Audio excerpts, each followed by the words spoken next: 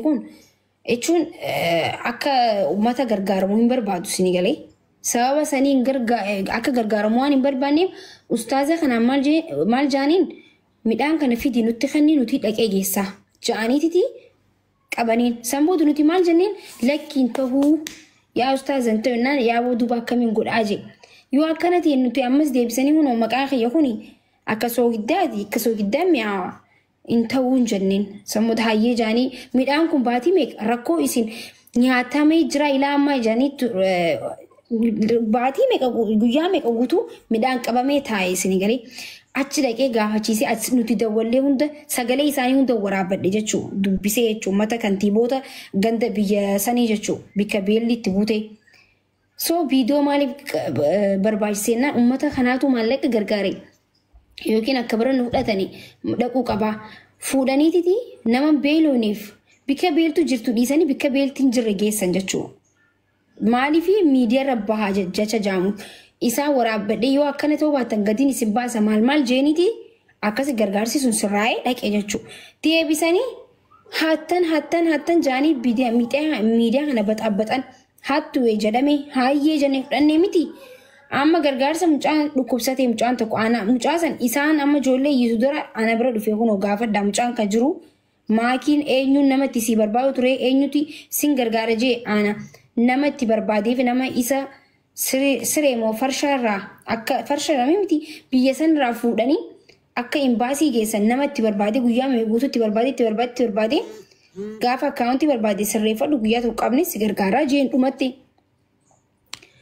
barhaayee jee isaan durattu gargaaruuf hin kee amma maal akka ta'een beeku kanuma dhufanii na gaafatan maakii gargaarsa kana hin gargaarta jaanii na gaafatan qoomee aslitti simeetiin waliin taanee gargaarraa aslitti nimaa hin quban qabuun jeen because akka gargaarsi mucaasanii vaayiraalii akka ba'uuf hin jeen dhaqanii aslii malee hin hojjedhu jettee aslii gaafadhu malee jettee jaanii dhaqanii manuma kabanatanii na arrabsanii arge dhiyoon gargaaru maal fiddaniin jeen because ogudura hattuu jettanii na arrabsitanii deebitanii maaliif gargaarsa na gaafattanii hin jeen ninki jibe ammas biratti namni hattuu jee si arrabse tokko deebisee gargaarsa yoo sirraa barbaadu nama warruma hattuu jedhamanii nu arrabsan sun haa gargaaran akkasi bar amma dhiirti walii qabamtee nama arrabsistuuni isaan maali gargaaruu hin danda'ani hin dalagatanii miti hin dalagatanii bar yoo namallee gargaaruu jechuudha isaanummaa walii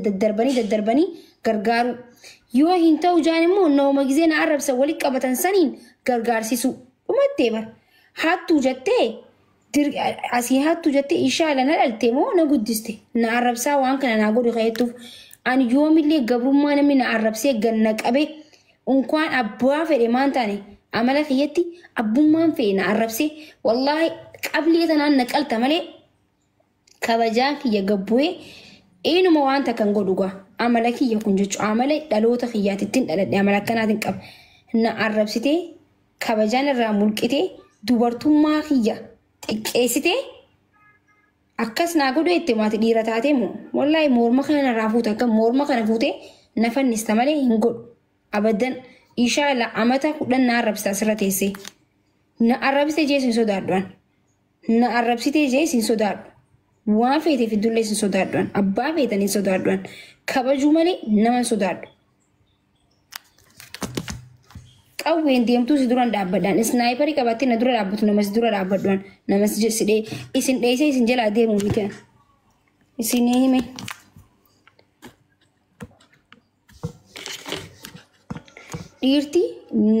dhiirti teessee achiin lafa laftu yoo dhiira taatan koottaa gixamuun koottaa kaayiroo na gaxxama anaa isinii beekame gixaman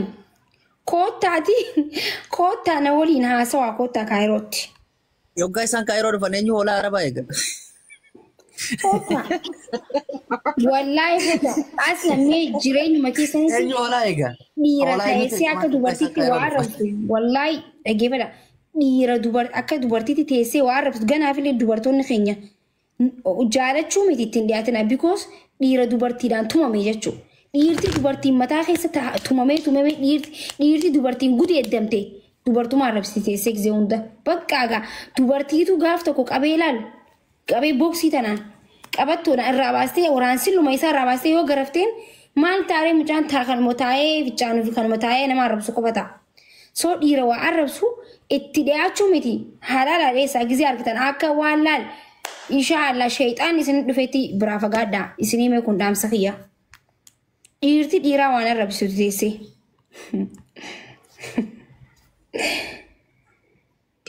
Dhugaa rabbi.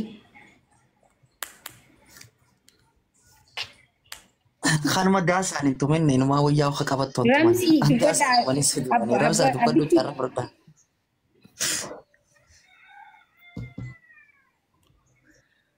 Mutirra jira jarattiin innaa akkasi. Waalaikum salaam abbitti jirta? Maaki. Waan akka qofa jechuu barbaade.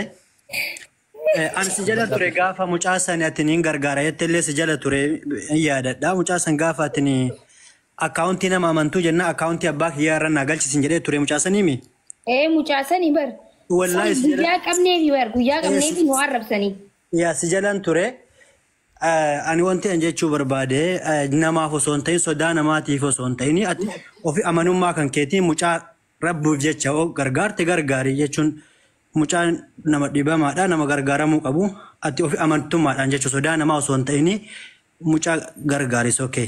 Hin gargaaru because arrabsineeti nuti arrabsinee gargaarisne waan jaan inshaAllah hin gargaaru mucaa hin gargaaru waanis.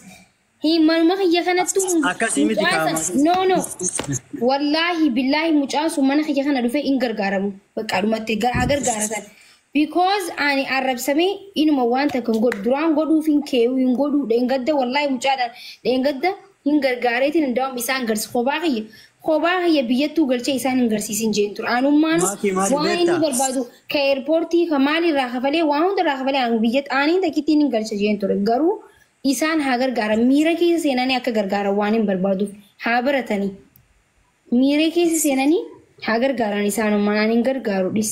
Maaki ati gaddeebitee ijoollee. Anaa miti bara haa gargaaru ammas baay'isanii waan hubachuu qabdan an maallaqa kiyyaana miti kan gargaaru ammanumaan badan ka gargaaru hawaasaatu gargaara si garee.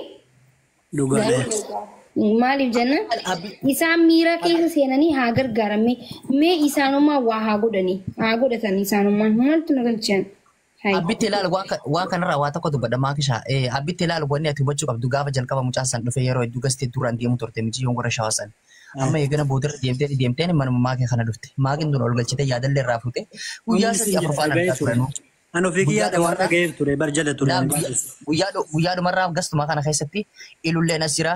Anillee seenee gastuma kana keessa jira guyyaa sanillee. Namoonni birallee ni jira. Nama moo sadii jira as keessa.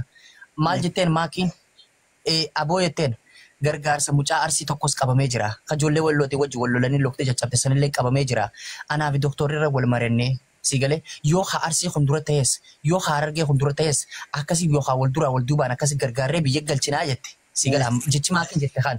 Ilulleen bakka kanarra maal jette maakii jeen yoonii fi mucaan Harargee kun eega waggaa afur dhukkubsatee yookaan waggaa afur mana hakimaa kana keessa jiraate kana dura galchinullee rakkoon qabu hayyee wal maradhaa jeen akkasirratti dabaanii jechuudha. Osoo guyyaa lamaa fi sadii hin bulini achi as garagalanii maakii gad deebisanii asliin maal godhee akkas taatee minaa min taate jaanii yaa'ee eegalanii jechuudha bishaa eegalan. Maakiin bakka kanarra dhaabbate gargaarsi mucaa sanii eegana boodarra gara guruppiitiin gara wantaa hundaan walitti dhufnee waliin dubbachuu ta'u. Ammoo eega maakiin didde haa 500 waliin busnee galchinaa inneen. Sigala namni takka riyaala takka kan nuti riyaala takka kan nuti dan sigala riyaala takka kan nuti daniti didanii jechuun isaan kun amma warri asirraa gabba'ee akka nama ofii isaaniitii nama gargaaru akka nama ofii isaaniitii riyaala takka kan nu danda'utti gabbaanii si arrabsan kun riyaala takka kan nuti danaa bitti okay akkamitti isin gargaarti duuba arrabsan. Mucaatu dhaqee jara mucaatu dhaqee mana makii dhaqee na gargaaru didee jedhee moo. Mucaan dhaqee jiru. Mucaan baraan maan taane bara amma bika tanatti mucaan kun wallahi garaa na nyaatu jira mucaan because mucaa kana. An silaan isaan ta'e wallahi laazim namni tokko mucaa kana gargaaruu bakka an arrabsitanii hojii garaa hidhadheetiin dhugaa rabbii deemee gadda keessa gargaarsise mucaa san silaan isaan ta'e jechuudha. Because mucaan kuni mucaa gargaaruutti hin jiran isaan anuma arrabsaa jiran. Mucaa rakkisuu. Makishaa wanta kalaale ka arraba isaanii ilaalte of gaddeebistee ati already rabbi osi fuudhe ati gad deebitee nama kana wajjin haasa'u osoo hin ta'in ati mucaa rabbiif jecha mucaa miskiina san hin gargaara akka oromootitti namni hunduu haa gargaaru waan danda'een ati jechuun ati mucaan eessa jira mee mucaan nu nagarre bara haa dhufu mucaan mee haa dhufu mucaan qoy waan isarraa baruutu jira mee mucaan eessa jira sheer godhaaf mucaadhaaf sheer godhaaf mucaadhaaf mucaa namni beektan fidaan mucaallee hin beeku. Wallaahi isin hima jechuun waan ittiin mujjira waan ta'eef inshaallah hoolayyii saniif osoo hin ta'in rabbii jecha uummata guddaa kutaa 11 jee malee hoolayyii saniif jeeti miti garuu. Kana namni martuu dhaga'u jiraan akka ati hin sodaannellee nu hunduu si beennaa. So ati namaaf jettee ati deebitee ati rabbi ossi fuudhee so ati nama iyyuu hin dhagahin siin jedha. Meessa jira sheeritti godhaa. Jai bara amma ani kana dhibu jiru wanta hojjetamee jira amma ajandaa uummata salaalee jijjiiruun maal barbaachise garuu maal jettee salaalee jijjiiruun wanni barbaachiseef garee gargaarsa barbaachiseedha bara amma ani maaliif barbaachiseedha bara ati maatii dhageeka waan kamiinuu waa ofiitti amantee godhi waan fedhe haasa'anii waan fedhe haa dubbatanii ati nama tokko illee gurran kennini ati namni si dhagayaa ati bakka waan ofii sammuun keetti amanee hin godha jette hundaa godhi bakka na eenyullee si dhaabuu hin danda'u bara hin godha jennaan namni si faana deema so ati bakka hin dhagayin nama tokkollee.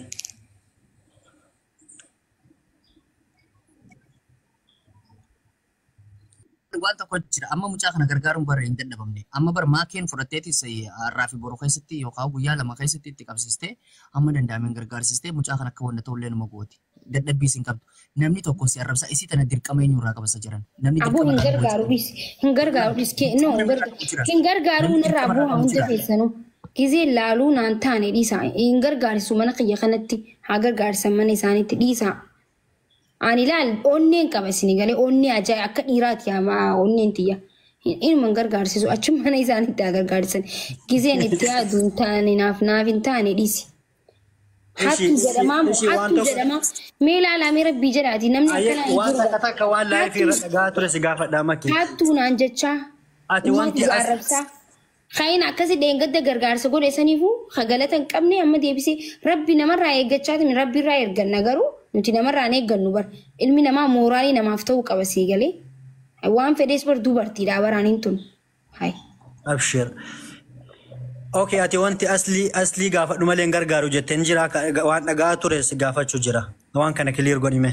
Asluma kana jibban maaliif akka ta'e hin beekne maal akka isaan godhe gurraachi miskiinni maal akka isaan godhe hin beeku wallaahi miskiina ifiifuu nama hundaaf nama kabeeleef kadhee gote osoo nyaatiin nama nyaachisu as jechuun osoo kophee ofirraa uffatu nama wallaahi nama kophee inni baasee miilaan kophee kanneen miilaan galee jira asluma kana jibban bakka malee wanni akkas jeen jiru yoon jee homaan rakkoo qaba aslii mareedheetiin isin gargaara yoon jee maan rakkoo qaba aslii caala isaanii hoolayyii harargee tana caala asliitu naa caala gisee dhibbata isinii mee baran isinii mee bar isaatu natti aanaa giseen isinin jiru maal fudhadhaagaa. Hizbii keenya sagaleen dhaga'ama. Ni dhaga'ame. Yoon jeeoo maal rakkoo qaba? Isaan mari'adha yoon jeeoo maaltu rakkoo qaba? Maakii maal inni beektaa wanti ta'uu qabu. Mucaa ati suni akka mataa keetiin mari'attee feetu gargaarsistee mana keetitti feetu dhiista san sammuu keetiin mari'atta garuu immoo jechuudha wanti guddaan ani sitti himuu barbaade yoo jiraate. Arraba ijoollee kanneen hin dhagahin. Ijoolleen kunniin tokkoffaa wannummaan deddeebi'anii si arrabsanii fuulra caala. Ani bazoo itti dhiyaadhaan illee hin gaafadha yeroo baay'ee dhiisaa jedhee kadhataa ture. Wanti takkittiin si gaafadha yoo jiraate fakkeenyaaf jaalibsaa san hin beeyta. Rakkoma inni si arrabsuufu yoo as jala jiraate illee ol seensisiitiin hin jechuu yeroo baay'ee an dhiisii. Manuma keetittu yookiin manuma kiyyattuu hin gargaara jedhanii ture. Ol seensisi gaafadhu. Yeroo baay'ee najisuuf deemtaa kan ol seensi osoo balaan feete. No jechuun dhageeffadhu. Balaan feete osoo dhufte mana kana seenan mana kana abaddan seenan. Abar maakii. Atama bar waan ati guddoo taate guddoon abbootiin dhageeffadhu. Abbaan dhageeffadhu abbootiin gadaa dhufu mana kana seenanii si jebar. Safuu cabsitee maakiin Oromoo dhageessu ajaa'iban mana kana inshaallaan seenan. Anaatu maakii miti mana kana seenanii indee hin maraate wallaahi ani bar bar onneen tiyya badduudha bar hin seenan mana kana abadan hin seenan osoo wanti dhufe mana kana inuman seenan osoo araarri nu jiddu bu'e mana kiyyan seenan.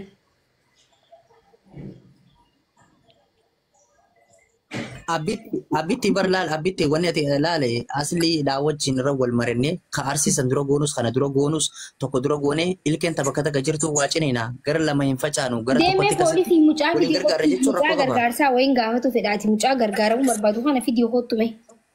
Abshira dawwalee jira dhuftanii qo'e. Ani bara wanti san gaafadheef kiliir godhumaa fi adda baasuudhaaf like walumas adda baasuu malee ni beeka waa hunda. La mana kana seenan no. Ani namoota akkasii xixiqqaa waliin taa'ee haasa'uu natti hin tolu. Namoota dubartii arrabsu haa nama arrabsu kabajaa nama namaan qabne mana kana seenu. Durbaanuu seerri mana kiyyaa nama dubartii arrabsu haadha arrabsuu fi nama afaan baalagee safuun dubbatu mana kana hin buluukama. Mukaan mana kana seenuu miti. Warra moodeetaraafuu yoon kanneen akkas hin jaan. Ammas warra gandaan jaaladhu. Nama gandummaa haasa'u kanan jaaladhu. Ama waa'ee isaanii sun ta'e waa'ee mucaa fidaa mucaa waan gaafadhu barbaada waan jiruuf waa'ee mucaa fidaa.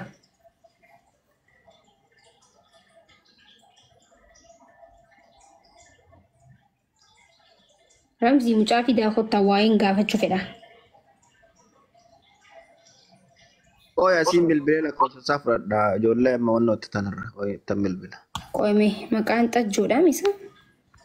Nin qabaa bara sirraan sheer godhaafi qo'e.